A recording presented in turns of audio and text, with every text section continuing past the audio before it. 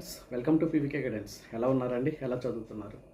ఈరోజు ఉగాది పర్వదిన సందర్భంగా శ్రీ విశ్వవసు నామ సంవత్సర శుభాకాంక్షలు అండి ప్రతి ఒక్కరికి. ఈ జరగబోయేటువంటి ఈ ఏడాది అంతా కూడా మరింత మేలుకరంగా ఉండాలి. తర్వాత ప్రిపరేషన్ విషయంలో మరింత దూసుకుపోతూ ఉండాలి. ఎలాగైనా సరే ఈ ఏడాది నోటిఫికేషన్ ఒక వారం రోజులు అటు ఇటు ఇటైనా కూడా ఎగ్జామ్ జరగబోయేటువంటి నాటికి ప్రిపరేషన్ అంతా సక్రమంగా పూర్తి చేసుకుని ఉండాలి. ఏదేమైనా కానీ ఉద్యోగం కొట్టే తీరాలి అనేటువంటి కృత నిశ్చయంతో అయితే మీరు ఈరోజు ఒక నూతనంగా మొదలు పెట్టండి. మీ టైం టేబుల్ కానీ మీ యొక్క ప్రిపరేషన్ కానీ స్టార్ట్ చేయండి. అయితే తమ్నైల్లో చెప్పినట్లుగా డిఎస్సి నోటిఫికేషన్ ఇప్పుడు అంటే మరి ఇటు చంద్రబాబు నాయుడు గారు కానీ వాళ్ళ అబ్బాయి లోకేష్ ఈయన కూడా మరి ఈ వారం రోజుల్లో 2 రోజుల్లో 3 రోజుల్లో అంటూ ఉన్నారు.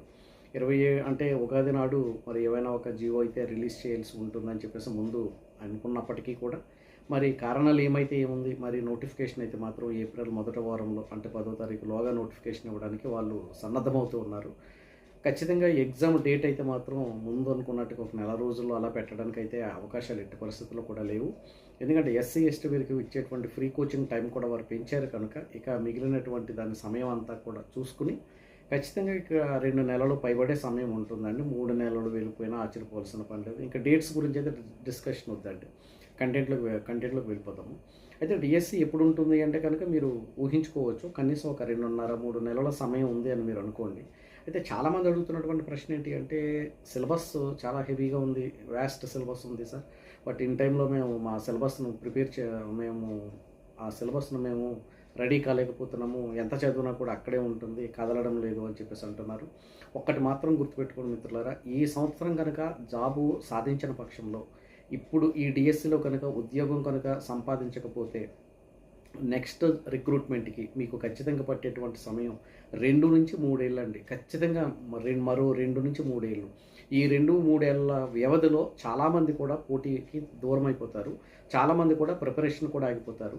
కాబట్టి మీరు మనసులో తదేకంగా అనుకోవాల్సిన మాట ఏంటంటే ఈ రిక్రూట్మెంట్లో నేను కొట్టి తీరాలి, ఏది ఏమైనా సర్వశక్తులు ఒడ్డైనా కానీ విజయాన్ని సాధించాలనేటటువంటి ఆ భావం మనసులో పదే మీరు తలుచుకోండి. ఖచ్చితంగా మీకు అది ఒక ప్రేరణగా స్ఫూర్తిగా ఉంటుందన్నమాట అండి. ఒక రకమైనటువంటి ఒక భయం కూడా మనకి కలగాలి. అది ఆ భయం పుట్టించినప్పుడు ఏమవుతుందంటే అమ్మో ఎలాగైనా సరే నేను చదవాలి, టైం వేస్ట్ చేసుకోకూడదు, ప్రిపరేషన్లో ముందు ఉండాలనేటువంటి తలంపు వస్తుంది. తర్వాత ఇంకొకటి ఏంటంటే సిలబస్ ఎంత చదివినా కూడా అవ్వడం లేదు. గ్రాండ్ టెస్టులు రాయాలని కోరిక ఉన్నా కానీ నేను టెస్ట్ రాయలేకపోతున్నాను. ఒకవేళ గ్రాండ్ టెస్ట్ కోసం యాప్లో మేము మనీ కట్టేసిన వాళ్ళు ఇచ్చినటువంటి సిలబస్కి ఆ టైంకి మేము వాటిని రివిజన్ చేయలేకపోతున్నాము అనేటటువంటిది చాలామంది అడుగుతున్నటువంటి ప్రశ్న.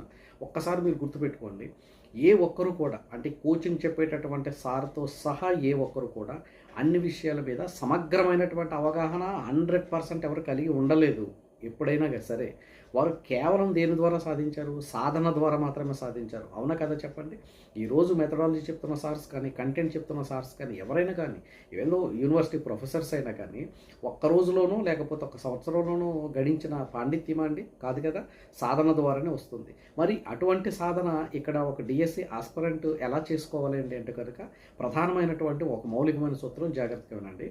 మీరు ఏదైతే ఒక కంటెంట్ చదువుతూ ఉన్నారో, ఫర్ ఎగ్జాంపుల్ వైయక్తిక భేదాలు, ఇండివిజువల్ డిఫరెన్సెస్, ఈ చాప్టర్ మీరు చదువుతున్నప్పుడు మీరు అకాడమీ పుస్తకంలో ముందు అంటే మెటీరియల్ కంటే ముందు అకాడమీ పుస్తకంలో ఈ వైయక్తిక భేదాలు ఎందులో కనిపిస్తాయి, ఏ విషయాల్లో కనిపిస్తాయి అంటే అక్కడ సుమారు ఒక 9-10 సైడ్ హెడ్డింగ్స్ ఉంటాయండి.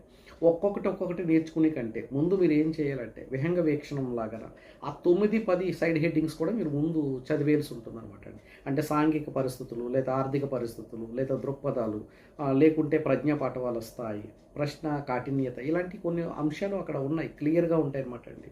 వీటన్నిటినీ కూడా మనం ఒక ఆర్డర్ అటు ఇటు తప్పినా పర్లేదు, లేదా ఒకదానికొకటి సంసర్గాన్ని ఏర్పరచుకుంటూ సంసర్గ స్మృతి ద్వారా మనం గుర్తుపెట్టుకోవడానికి ఉంచుకుంటూ లేదా దానికి నువ్వు సరైనటువంటి కోడ్స్ ఉపయోగించుకుంటూ ఆ 9 సైడ్ హెడ్డింగ్లు ముందు చదివిన తరువాత అప్పుడు సమయం ఉంటే వెనక్కి వెళ్ళొచ్చు. అంటే అదే కదా అడుగుతాడు, ఈ క్రింది వాటిలో వైయక్తిక భేదంలో లేనిదేది, లేదా క్రింది వాటిలో వైయక్తిక భేదంలో ఉన్నదేది అని అడుగుతాడు. లేదా ప్రజ్ఞా నిర్వచనాలు అన్నీ ఒకసారి చదివిన తర్వాత ఈ క్రింది దాంట్లో ప్రజ్ఞా నిర్వచనం కానిదేది. అక్కడ చూడండి కొన్ని వీడియోస్ ఉంటాయి, నాగేశ్వరరావు సార్ వీడియోస్ కూడా చూడండి సైకాలజీలో. ఆయన కొన్ని షార్ట్ కోట్స్ చెప్తూ ఉంటారనమాట. మొన్న డివైఈఓ ఎగ్జామ్స్లో ఎడ్యుకేషన్ పేపర్ రాసేటప్పుడు అక్కడ వెస్ట్లర్ నిర్వచనం అడిగారనమాట అండి. అక్కడ వెస్ట్లరు ఆ నిర్వచనం అడిగినప్పుడు ప్రయోజనవంతంగా ఆలోచించడానికి అని ఒక కోడ్ గుర్తుపెట్టుకోండి అని చెప్పేసి ఒక వీడియోలో సార్ చెప్పడం నాకు గుర్తుంది. సో అక్కడ వెస్ట్లర్ అనగానే క్వశ్చన్ అంతా చదవకుండానే, అంటే అది APSC exam DYO deputy education officer exam రాసేటప్పుడు, సో వెస్ట్లర్ అనగానే ప్రయోజనవంతంగా ఆలోచించడానికి, దాన్ని సార్ వేరే రకంగా పెట్టారు కోడ్. సో అలా అనమాట అండి. సంసర్గ స్మృతిని మీరు ఏర్పాటు చేసుకోవడం ద్వారా ముందు చేసినట్లయితే టాపిక్ చాలా క్లియర్గా గుర్తుంటుంది. ఏదైనా కానండి, not only in psychology, even Telugu, English, science ఏదైనా కానీ మీరు ఫస్ట్ భయపడడం అనే దాన్ని వదిలేయండి. భయం అనేటువంటి ఫ్రేమ్ నుంచి బయటకు రండి. వచ్చిన తర్వాత ఏం చేయాలంటే, ఈరోజు ఈ చాప్టర్ కంప్లీట్ చేద్దాం అనుకుంటే ఆ చాప్టర్లో ఏమేమి ఉన్నాయి సబ్ టాపిక్స్ అన్నీ కూడా ఒకసారి క్లియర్గా రాయండి. పేపర్ మీద రాయండి, లేదంటే లేదు, లేకపోతే మీరు మనసులో గుర్తుపెట్టుకోవడానికి ప్రయత్నించండి. దాంట్లో ఉన్న సైడ్ హెడ్డింగ్స్ ఏంటి అన్నది అప్పటికి ఒక ఐడియా వస్తుంది. ఆ తర్వాత ఒక్కొక్క దాన్ని, అంటే లైన్ టు లైన్, డిఎస్సిలో బిట్టు ప్రతి లైన్లో కూడా దాక్కుని ఉంటుంది కాబట్టి దానిని వెతికి పట్టుకోవడానికి ట్రై చేయండి. అయితే ఒక హాఫ్ అన్ అవర్ చదివిన తర్వాత ఈ హాఫ్ అన్ అవర్ రిలవెంట్గా ఉన్నటువంటి ప్రాక్టీస్ బిట్స్ మాత్రం చేయండి. నా గత వీడియోలో చెప్పాను, సక్సెస్ సిరీస్ ఒకటి కానీ, లేకపోతే శ్రీలక్ష్య పబ్లికేషన్స్ కానీ, లేకుంటే ఇతరత్రాను S&S ఏదైనా కానీ ఏదో ఒక దాన్ని మీరు గట్టిగా పట్టుకోండి. లేదంటే కొన్నిసార్లు ఈ కోచింగ్ సెంటర్లో వాళ్ళు పెట్టేటువంటి టెస్ట్లు కూడా బయట జెరాక్స్లు దొరుకుతూ ఉంటాయి, స్నేహితుల ద్వారా సంపాదించండి. మొత్తానికి మాత్రం ప్రాక్టీస్ బిట్స్ మాత్రం మీరు ఖచ్చితంగా చేయాలి. ఇవేమీ లేదు కాదు కూడదు అనుకుంటే పాత టెట్ పేపర్లో కానీ, పాత డిఎస్సి ప్రీవియస్ పేపర్స్లో కానీ ఒకసారి చేయండి. మీరు ఖచ్చితంగా సాధన చేసిన తర్వాత ఒక హాఫ్ అన్ అవరే కదండి మీరు చదివారు, ఈ హాఫ్ అన్ అవర్లో ఎన్ని బిట్లు కవర్ అయ్యో చూసుకోండి ఒక్కసారి. బిట్స్ కొన్ని చేసేటప్పటికి మీరు దాన్ని కరెక్ట్ ఆన్సర్ పెట్టగలుగుతున్నప్పటికీ కొద్దిగా మీ మీద మీకు నమ్మకం ఏర్పడుతుంది. చాలామంది ఏం చెప్తారంటే 18 గంటలు చదవండి, 20 గంటలు చదవండి, ఇక్కడ ఆరోగ్యాలు దెబ్బతినేస్తాయి. రెండవది ఏంటంటే టెన్షన్ పెరిగిపోతుంది. ఈ ఒత్తిడితో కూడినటువంటి ప్రిపరేషన్ మనకి సక్సెస్ను ఇవ్వదు. కనుక ఇక్కడ చేయాల్సిన పని ఏంటంటే ప్రతిదాన్ని కూడా పార్ట్స్గా డివైడ్ చేసుకుంటూ, వికాస నియమాల్లో చూడండి, అక్కడ అంటాడు కదా, సమీప దూరస్థ నియమం అనే ఒక నియమం ఉంటుంది. అంటే మొదట ప్రతి దాని నుంచి కూడా జనరలైజేషన్ టు స్పెసిఫిక్, లేదా G factor to S factor, ఈ రకంగా మీరు ఆలోచించండి. అంటే కాస్తంత మీకు ఎలా ఉంటుంది అంటే, ఓకే ఇది గుర్తుపెట్టుకోవడానికి బాగుంది అని అనుకునేలా ఉంటుంది అనమాట. సో డిఫైన్ సెల్, కణాన్ని నిర్వచించండి అని చెప్పినప్పుడు సైన్స్లో ఏమంటామండి, కణం అనేటువంటిది ఒక నిర్మాణాత్మక ప్రమాణము, క్రియాత్మక ప్రమాణము అంటున్నాం. It is a structural and functional unit of body అంటాం కదా. సో స్ట్రక్చరలిటీ, ఫంక్షనాలిటీ రెండే గుర్తుపెట్టుకోవాలి. సెల్ అనగానే ఒకటే మీకు రావాల్సింది ఏంటంటే స్ట్రక్చరల్ యూనిట్ గుర్తు రావాలి, రెండవది ఫంక్షనల్ యూనిట్ గుర్తు రావాలి, నిర్మాణాత్మక ప్రమాణము, రెండవది క్రియాత్మక ప్రమాణం. ఆ రెండు పదాలని మాత్రం అనుసంధానం చేసుకుంటూనే ఉండాలి. ఈ రకంగా మీరు ఏ సబ్జెక్ట్ చదువురా కానీ దాంట్లో మీరు అనుకున్నటువంటి ఒక భావాన్ని ప్రవేశపెట్టుకోవాలి. ఒకరి కోడ్ లాంగ్వేజెస్ ఇంకొకరికి పనికి రాకపోవచ్చు కదా, ఒకరి యొక్క స్ట్రాటజీ, వ్యూహము వేరొకరికి పనికి రాకపోవచ్చు కదా, వ్యూహాలు వేరువేరుగా ఉంటాయి కదా, ఒక్కొక్కరికి వారి యొక్క పరిస్థితిని బట్టి ఒక్కొక్క వ్యూహాన్ని రచించుకుంటూ ఉంటారు. సో నేనేమంటానంటే, నీవు నెగ్గాలంటే నీదైనటువంటి ఒక వ్యూహాన్ని తయారు చేసుకోవాలి. మీరు ఎలాంటి పరిస్థితుల్లో ఉన్నా ఈ పాటికి కనీసం ఒక మినిమంలో ఒక 25 to 50% మీ దగ్గర మీరు చదివిన డిఎల్ఎడ్లో కానీ, డైట్లో కానీ, లేకుంటే మీరు చదివినటువంటి బీఈడీలో కానీ, గత టెట్గా ప్రిపేర్ అయినప్పుడు, లేదా గత డిఎస్సిలో ప్రిపేర్ అయినప్పుడు ఒక 50% కంటెంట్ మీ దగ్గర ఉంటుంది. ఈ రోజు ఒక పేపర్ మీకు ఇచ్చినా కూడా అందులో కనీసం నువ్వు ఏం ప్రిపేర్ అవ్వకపోయినా ఈ రోజున ఒక 50% ఆన్సర్ నువ్వు చేయగలుగుతావు, ఖచ్చితంగా చేయగలుగుతావు. ప్రతి విద్యార్థి కూడా చేయగలుగుతాడు 50%. అయితే ఇక్కడ విజయం అనేటువంటిది ద రిమైనింగ్ 50% మీద కదా డిపెండ్ అయి ఉండేది.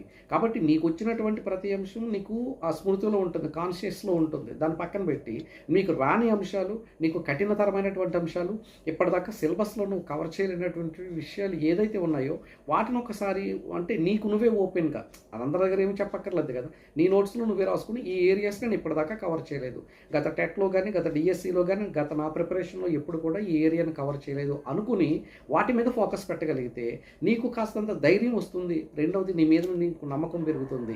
ఇలా స్టెప్ బై రోజు రోజుకి ఒక వారం గడిచిన తర్వాత మళ్ళీ ఒకసారి ఒక టెస్ట్ రాయండి ఏదో ఒకటి. ప్రింటెడ్ బుక్లో ఉన్నటువంటిది, లేకపోతే ఇందాక నేను చెప్పిన వాటిలో తీసుకోండి. మీ దగ్గర లేకపోతే మీ దగ్గర ఇప్పటికే ఏదో ఒక మెటీరియల్ ఉండనే ఉంటుంది కదా. ఏమీ లేకుండా జీరో బుక్ ఉండదు. ఎవరి దగ్గర నాకు దగ్గర ఒక బుక్ కూడా లేదు సార్ అనే పరిస్థితి ఏమి ఉండదు. ఖచ్చితంగా ఉంటుంది. దానిలోనే ప్రాక్టీస్ చేయండి. ఏమీ లేదండి, ప్రాక్టీస్ చేయడం ద్వారా నువ్వు కనీసం కొన్ని బిట్స్ పెట్టగలుగుతూ ఉంటే నీకు ధైర్యం వస్తుంది. చదవాలన్నటువంటి కసి అప్పుడు మెల్లమెల్లగా పుడుతుంది. తర్వాత రెండవది ఏంటి అంటే, నాకు ఈ జాబు వస్తుందా రాదా, రాకపోతే ఏంటి అంటే, ఒక్కటి మాత్రం నిజం, ఇప్పుడు కనుక జాబ్ రాకపోతే మళ్ళీ మీరు చదివిన ఈ ప్రిపరేషన్ అంతా పట్టుకుని మళ్ళీ ఎక్కడికి వెళ్ళాలంటే కార్పొరేట్ కాలేజీలు, కార్పొరేట్ స్కూల్స్ యొక్క గుమ్మం దగ్గర నిలబడాల్సి ఉంటుంది. మీకు తెలిసిందే అక్కడ ఎలా ఉంది, అక్కడ పరిస్థితులు ఎలా ఉన్నాయంటే యాతన ఎక్కువ, వేతనం తక్కువ. ఇటువంటి పరిస్థితుల్లో మళ్ళీ మరో 3 ఏళ్ళు మరో డిఎస్సి వచ్చేదాకా అక్కడ మనం ఎదురు చూడగలమా? వారు పెట్టేటటువంటి అంటే వారి కరిక్యులంకి మనము ఉండగలమా? లేకపోతే ఆ టైమ్స్ మనం భరించగలమా? ఇవన్నీ కూడా ఆలోచించుకోండి. అప్పుడు ఆటోమేటిక్గా అవుతుంది. ఆ పడే కష్టం ఏదో 3 ఏళ్ళు అక్కడ పడే బాధ నరకం కంటే అదేదో 3 ఏళ్ళ కష్టం అది ఎక్కడే పడతాను, ఎక్కడే ఏదో ఒక ఉద్యోగం కొట్టుకుంటాను అనేటువంటి పరిస్థితిలో కనుక మీరు ఉన్నట్లయితే అంటే అదే అనిపించాలన్నమాట అండి. మనకే మన మెదడు మనకే కొన్ని సంకేతాలు పంపిస్తున్నట్టుగా మనకు అనిపిస్తే ఖచ్చితంగా బాబోయ్ ఇంకొక ఈ డిఎస్సి పోతే మళ్ళీ ఇంకొకటి వస్తుందో రాదో అనేటువంటి ఆ భయం నుంచి బయటకు వచ్చేస్తాం అనమాట అండి. ఈ రకంగా తర్వాత ఇంకొకటి చాప్టర్ చదువుతున్నప్పుడు చాప్టర్లో ఉన్నటువంటిది ముందు స్కెలిటల్ సిస్టమ్ ఒకసారి చూడండి. ఇక్కడ skeletal system means biology skeletal కాదు. పాఠం అంతట్లో కూడా అక్కడ ఏం చెప్పారు. సపోజ్ నదులు చాప్టర్ ఉంది. నది అంటే ఏంటి, నదీ పరివాహక ప్రాంతం అంటే ఏంటి, ఆ నదులకు ఉన్నటువంటి ఉపనదులు ఏంటి, ఏ నదికి ఏది ఉపనది, ఆ ఉపనది యొక్క పరివాహక ప్రాంతం అది ఎంత మేరకు ప్రవహిస్తుంది, ఎక్కడ పుట్టింది, ఎటువైపు కలుస్తుంది, తూర్పు వైపున పశ్చిమ వైపున, ఇలా ఒకసారి దీన్నే మనం బర్డ్స్ ఐ వ్యూ అంటాం కదా, విహంగ వీక్షణం అంటాం కదా, అలాగ ఒక చాప్టర్ మీరు ఏ చాప్టర్ చదివినా సరే, ఏ చాప్టర్ చదివినా చూడండి. ఆ చాప్టర్ చదివినప్పుడు మీకు కాస్తంత బోర్ ఫీల్ అవుతాం కదా, సెల్ మాత్రం దగ్గర పెట్టుకోకండి. ఈ లోపల ఎవరొకరు మెసేజ్ పంపిస్తారు, నేను పొద్దునుంచి 6 చాప్టర్లు చదివిస్తున్నాడు, గడిది గుడ్డు ఏమి చదవడు, నీకేమంటుంది ఒక భయం పుట్టింది. అప్పుడే సూర్యోదయం అయ్యి ఇంకా గంట కూడా కాలేదు, అప్పుడే 6 చాప్టర్లు చదివేసేటట్ట మనం ఏం చదవలేకపోతున్నాం, వేస్ట్ ఏమో అని భయం పుడుతుంది. ఇలా భయంలో ఉంటుందన్నమాట అండి. కాబట్టి ఇక్కడ కబుర్ల కంటే ముఖ్యంగా కంటెంట్కి మీ ప్రాధాన్యత ఇచ్చినట్లయితే చాలా బాగుంటుంది. సగం చదివిన తర్వాత మీ టాపిక్ చదివినప్పుడు సపోజ్ బోర్ కొడుతుంది కదా, ఎలాగైనా అలసిపోతాం కదండి. అలసిపోయినప్పుడు ఒక్కసారి ప్రీవియస్ క్వశ్చన్ పేపర్స్లో మీరు చదివిన కంటెంట్లో ఏమైనా బిట్స్ ఉన్నాయని ఒక్కసారి వెతకండి. ఖచ్చితంగా 1-2 బిట్లు తగులుతాయి కదా. ఓహో, నేను చదివినటువంటి ఈ ఏరియాలో నుంచి పలానా బిట్ ఇచ్చాడనమాట, లేకపోతే ఈ నది పలానా ఎక్కడ పుట్టిందని ఇచ్చాడు, లేకపోతే ఈ నదికి ఉపనది ఏదని ఇచ్చాడు, ఈ నది పలానా ఏ రాష్ట్రాల గుండా ప్రవహిస్తుందని ఇచ్చాడు. ఈ రకంగా మీకు కాస్తంత ఓపుకుంటుంది. తర్వాత ఇంకొకటి ఏంటి అంటే బాగా పనికొచ్చేటువంటిది, మీరు ఎక్కువ ఏ ప్రదేశాలలో మసులుతారో, ఎక్కువ మీ గృహంలో కానీ మీ ఆఫీస్లో కానీ లేకపోతే నువ్వు ప్రయాణం చేసేటువంటి విషయంలో కానీ ఎక్కడైతే ఉంటారో అక్కడ ఒక్కొక్క బుక్ను మాత్రం పెట్టేసుకోండి, టైం వేస్ట్ అవ్వకూడదు. రెండవది, ఆల్వేస్ మీ బ్యాగ్లో కానీ మీ పాకెట్లో కానీ ఒక వైట్ పేపర్ మీద ఎప్పుడూ కూడా కనీసం 10 నుంచి 50 బిట్స్ ఉండేలా చూసుకోండి. ఏదో ఒక పరిస్థితుల్లో బయటికి వెళ్ళినప్పుడు అక్కడ పుస్తకం తెరిచి ఏదో ప్రపంచ మేధావి డాక్టర్ బిఆర్ అంబేద్కర్లో మీరు చదివలేరు కాబట్టి ఆ జేబులో ఉన్నటువంటి పేపర్ తీసి ఒక్కసారి ముందు రోజు చదివినవి లేదా ఆ రోజు ఉదయం చదివింది ఒకసారి రివిజన్ చేసుకున్నట్లయితే మీకు ఖచ్చితంగా చాలా బాగుంటుంది. లైక్ మీరు గదిలో సపోజు ఇప్పుడు స్త్రీలు కూడా కిచెన్లో ఉంటారు, ఆ పక్కనే ఒక బుక్ పెట్టుకోవచ్చు, అందుబాటులో పెట్టుకోవచ్చు. ఎందుకంటే మేము ఆంధ్ర యూనివర్సిటీలో చూసేవాళ్ళం, శ్రీకాకుళం విజయనగరం పిల్లలు చాలా కఠినంగా చాలా కసిగా చదివేవారు. డైనింగ్ హాల్లో భోజనం చేస్తున్నప్పుడు కూడా కింద 2 కాళ్ళ మధ్యలో బుక్ ఉండేది. బాత్రూమ్కి వెళ్తున్నప్పుడు కూడా ఆ మిర్రర్ దగ్గర బ్రష్ చేస్తున్నప్పుడు కూడా ఎదురుగుండా మెటీరియల్ పెట్టుకునేవారు. వీళ్ళు నడిచి వెళ్తున్నప్పుడు కూడా అవుట్ గేట్కి వెళ్తున్నప్పుడు టీ తాగడానికి వెళ్ళే టైంలో కూడా ఉండరు. లైబ్రరీలో చదివిన తర్వాత లైబ్రరీ నుంచి రూమ్కి వచ్చేటప్పుడు కూడా సబ్జెక్ట్ డిస్కస్ చేస్తుంటారు. ఒకటి మాత్రం గుర్తుపెట్టుకోండి, సమయాన్ని నువ్వు ఎలా సద్వినియోగం చేసుకుంటావు, సమయాన్ని నువ్వు ఎలా యూటిలైజ్ చేసుకుంటావు అన్న దాని మీద మాత్రమే విజయం ఎప్పుడు ఆధారపడి ఉంటావు. విజయానికి ప్రధానమైనటువంటి కీలకమైన పాత్ర పోషించేది కూడా సమయమే. సమయం ఎప్పుడు కూడా తెలియకుండానే నిన్ను మోసం చేస్తూ ఉంటుంది. సమయం నీకు ఒక అవకాశాన్ని ఇస్తుంది, అట్ ద సేమ్ టైం అదే సమయం నిన్ను మోసం చేస్తుంది అనమాట. కాబట్టి ఆ రకమైనటువంటిది మనం ఓవర్కమ్ చేయాలి అంటే ఖచ్చితంగా కానీ తెలివిగా రివిజన్ జరగాలి. అంటే సమయం ఉన్నప్పుడు నువ్వు రూమ్లో చదువుతావు, సమయం ఉన్నప్పుడు నీ రీడింగ్ టేబుల్ దగ్గర ఉంటావు, సమయం లేనప్పుడు కూడా నువ్వు ప్రయాణంలో ఉంటున్నప్పుడు కూడా హెడ్ఫోన్స్ పెట్టుకునైనా కానీ ఆ చాప్టర్ మరొకసారి వినడం ద్వారా రివిజన్ ఆటోమేటిక్గా చేసుకోవడం, లేదా కాలేజీలో ఉంటున్నప్పుడు, లేదా స్టాఫ్ రూమ్లో ఉంటున్నప్పుడు, ఆఫీస్ రూమ్లో ఉంటున్నప్పుడు, ప్రయాణంలో ఉంటున్నప్పుడు, ఈవెన్ నువ్వు జర్నీ చేస్తున్నా కూడా నువ్వు అది పెట్టుకోవచ్చు. బ్లూటూత్ ద్వారా కానీ లేకపోతే మరో యాప్స్ ద్వారా కానీ మీరు అది వినే ప్రయత్నం ప్రయత్నం చేసినట్లయితే సిలబస్ చాలా వరకు తగ్గుతుంది. ఒక్క వారం రోజు ఒక కఠిన ఉపవాసాలు చేస్తారు చూసారండి, అలా చేయండి. ఒక్క వారం రోజులు ప్రిపరేషన్ దగ్గర పెట్టుకుని, సిలబస్ పేపర్ దగ్గర పెట్టుకుని, ఈ వారం రోజులు నేను చాలా కఠినంగా ఉంటాను, నా లైఫ్కి ఇది ఒక మారడానికి ఇది ఒక అవకాశం అని చెప్పి మీరు ఒక్కసారి ప్రయత్నిస్తే వారం రోజుల్లో మీరు చేసేటువంటి ఈ చిన్ని చిన్ని పనులు ఇవన్నీ కూడా అలవాటుగా మారిపోతాయి. రాబోయేటటువంటి ఒక 2-3 నెలల పాటు మీ ప్రిపరేషన్ ఇలాగే కనుక్కుంటే మిమ్మల్ని ఎవ్వరూ ఆపలేరు. గుర్తుపెట్టుకోండి, మనం నెగ్గాలను కోరుకునే వాళ్ళు ఎంతమందో, మనం ఓడిపోతే బాగుండని కోరుకునే వాళ్ళు కూడా చాలామంది మన చుట్టూనే ఉంటారు. ఎప్పుడు కూడా చెప్తాను, శత్రువులు ఎక్కడో ఉండరు, మన చుట్టూనే ఉంటారు. కొన్నిసార్లు మన కుటుంబాల్లోనే ఉంటారు, మన బంధుమిత్రుల్లోనే ఉంటారు. మిత్రులారా, ఇక్కడ కారణాలు తర్వాత ఓడిపోయినప్పుడు కారణాలు ఎన్ని చెప్పినా సమాజం విశ్వసించదు. కానీ ఖచ్చితంగా మన మనసుకు మనమే బాధ్యులం అయిపోతాం కదా. ఒక్కొక్కసారి వెనక్కి తిరిగి చూసుకుంటే ఇన్ని సంవత్సరాలు వృధా చేసుకున్నామా, ఇన్ని సంవత్సరాలు వృధా అయిపోయిందా, ఇన్ని సంవత్సరాలు మిగతా వారికంటే మనం ఎంత వెనకబడిపోయామా అనేటువంటి భయం, ఒక ఆందోళన పుట్టిస్తూ ఉంటుంది. కాబట్టి అలాంటిది రాకుండా ఉండాలంటే మళ్ళీ ఇలాంటి పరిస్థితి మరొకసారి రాకూడదు. ఏమో మళ్ళీ నోటిఫికేషన్ పడేటప్పటికి ఆరోగ్యాలు ఎలా ఉంటాయో, కుటుంబ పరిస్థితులు ఎలా ఉంటాయో అన్నీ మారిపోతాయి. అన్నీ ఇప్పుడు ఉన్నట్టయితే మాత్రం ఖచ్చితంగా ఉండదు. కాబట్టి మీ ప్రిపరేషన్లో కాస్తంత వేడిని పెంచేటువంటి ప్రయత్నం అయితే చేయండి. తక్కువ పుస్తకాలు ఎక్కువసార్లు చదవండి. సమయాన్ని చక్కగా సద్వినియోగం చేసుకోండి. ఎప్పుడు కూడా పాజిటివ్ యాటిట్యూడ్తోనే ఉండండి. ఎప్పుడు కూడా మనసు బాగోకపోతే భగవంతుడి మీద ధ్యానము, స్మరణ, యోగా, మెడిటేషన్ మరి ఒకటి ఏదైతే అది చేయండి. మూడ్ బాగోకపోతే విషాద గీతాలు వినండి. మూడ్ బాగుంటే సంతోషంగా ఉండేటువంటి పాటలు వినండి. కామెడీ ఏమైనా ఉంటే కనుక చిన్న చిన్నవి రీల్స్ లాంటివి కూడా చూసి కూడా ఉపశమనం పొందొచ్చు. మనసును ఏ పని చేస్తే నీ మనసు నీ మాట వింటుందో ఆ పని చేస్తే చాలు, ఏమీ అక్కర్లేదండి. ఒక్కొక్కడికి ఇళయరాజా సంగీతం ఇష్టం, ఒక్కొక్కడికి పిచ్చి పాటలు ఇష్టం, ఒక్కొక్కడికి గొంతులు ఇష్టం, ఒక్కొక్కడికి మర్చిపోవడం ఇష్టం. ఎవడి ఇష్టాలు వాడికి ఉంటాయి. ఏది చేసినా ఆ ఇష్టం తదనంతరం ఏది వెతుక్కుంటాడంటే అటు చదవాలనే వెతుక్కుంటాడు. అంతే తప్ప వాడు పిచ్చోడేమీ కాదు.